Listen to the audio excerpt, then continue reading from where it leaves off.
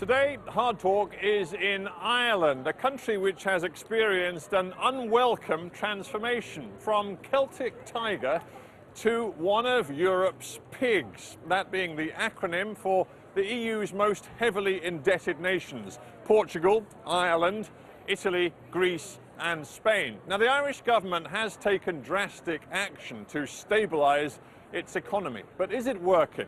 My guest today is Ireland's Deputy Prime Minister, Mary Coughlan. Does Ireland still face an economic emergency?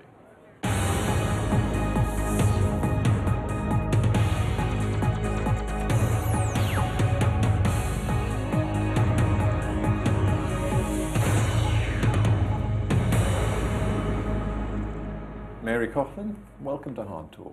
Thank you. It is a badge of shame, is it not, that your government now oversees a country which is no longer a Celtic tiger, but is actually one of the highly indebted pigs of the European Union? Well, I hasten to correct you on that, because we're not. Yes, we've had a structural difficulty within our economy, no more than any other country in the entire world. But we have made political decisions, very strategic decisions to deal with our government deficit, for example.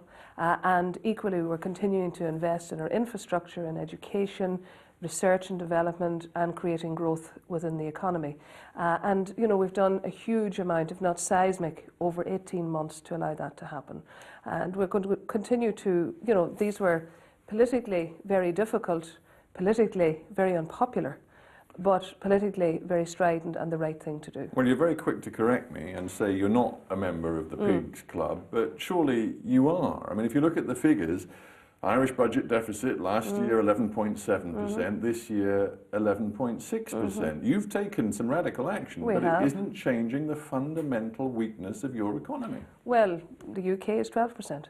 So, you know, and they're not part of the Pigs. Sure, but we're talking about the Eurozone, as you know. It's the Eurozone economies, the highly indebted, most fragile, most unstable Eurozone economies. And for all the reforms you've made, you're still one of them. One of the issues that led to our instability has been an overinvestment in construction and the difficulties that we had domestically within our banking sector. We still continue to have 1.8 million people employed. Yes, we have over 12% of our population unemployed. And those who have lost their jobs, and it is a terrible thing to happen, anyone to lose their position, have been in construction, certain parts of manufacturing, and in the retail sector. And that is why strategically I, as Minister who looks after training in this country, I'm targeting all of our resources, almost €1 billion, almost all of our resources in supporting young people, young vulnerable people, and upskilling them. But it's also important to say that in comparison to many other economies within the world, we continue to be quite strong, for example, in exports. In comparison to other countries like Japan, who had about 35% of a reduction in their export potential, we have actually done very well for a relatively small open economy. You see, I just want to stick with this idea about the dangerous nature of your deficit before we move on to jobs and some of the other things you've just mentioned. Let's get back to the deficit. It is currently nearly 12%. Economists say when you have to accept the reality of recapitalising the banks, it's going to go potentially up to 14 or 15% budget deficit. That puts you in extraordinarily dangerous territory. Well, what have we done? We've done a number of things. First of all, we guaranteed our banks. Then we moved on to the nationalisation of one of our banks. We're continuing to restructure our banking sector, as you know, and we've introduced NAMA, which is moving through dealing with the asset management agency. We're working through that, where we can quite rightly take stressed loans and those who are not stressed and move them into an agency who will work through those, so that we can get banking back to what it should be doing, and rightly so, which is lending to business. But I think how much are they going to cost? How much is it going to cost? How much is it going to add to the budget deficit? When you have to recapitalise banks, and you know you're going to have to do it over the next months, how much is it going to cost? We haven't finalised how much it is going to cost, on the basis that we are still working through the NAMA loans, which will be transferred, So when you to tell an me, agency. we're righting the ship and everything's going to be fine, how do you know? When you just wanted to say that we were in a position to capitalise our banks on the basis of decisions that we made heretofore when we did have economic growth, where we set up the National Pension Reserve Fund, where that money was then used and invested in banking. There's some uncertainty there, but there's also uncertainty, seems to me, about just how far your commitment to sort of the new age of austerity really goes. You've already said to me, we've made some swinging cuts, we've cut public salaries and wages and things like that, and no doubt you've caused some pain, and we can talk about that in a minute. But if you look at the figures, your finance department figures suggest that government spending is actually going up this year from just over 61 billion euros to almost 62 billion euros. So what's going on? If you're serious about this austerity, we're very serious. We've taken how come the spending's still going up? We have taken a considerable amount of money out of the economy. We had 2 budgets last year. But you've put a considerable amount more in,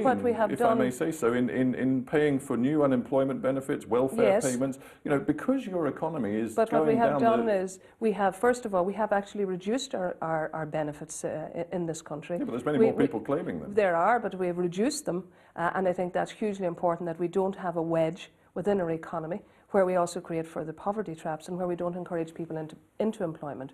So we balance it between reducing, yes, our government spend, reducing public sector pay, for example, and also at the same time we have to continue to have a stimulus in this country of 5% of our GDP so that we can get people back into work. Despite the fact that borrowing has undone Ireland over the last few years, both public and private, the government is still looking to expand borrowing by 3% over the next year, which seems stunning to me when you're telling me that you're very serious. But we are still continuing to deal with issues like competitiveness, for example, and we're also dealing with investing in the opportunities that we do have here. I think it's important to say that, we're not saying that everything is perfect, but what we are saying is the structural economic problem that we had was mainly on the basis of construction. We have changed our banking situation here. We have a new governor of the central bank. We have a new regulator.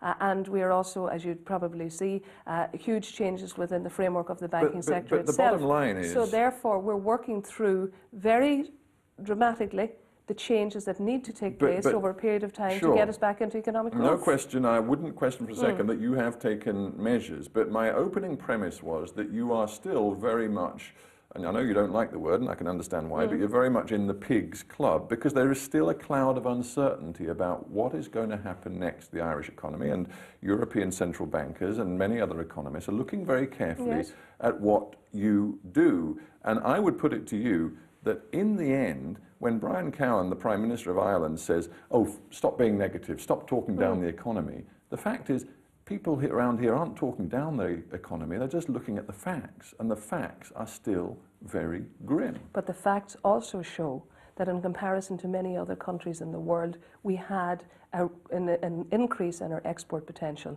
And clearly, my job as Minister for Trade is a further expansion of that, because our economic growth will only be on the basis of export potential. Really? With respect, Minister, many Irish people do not accept that. They want to know that you're going to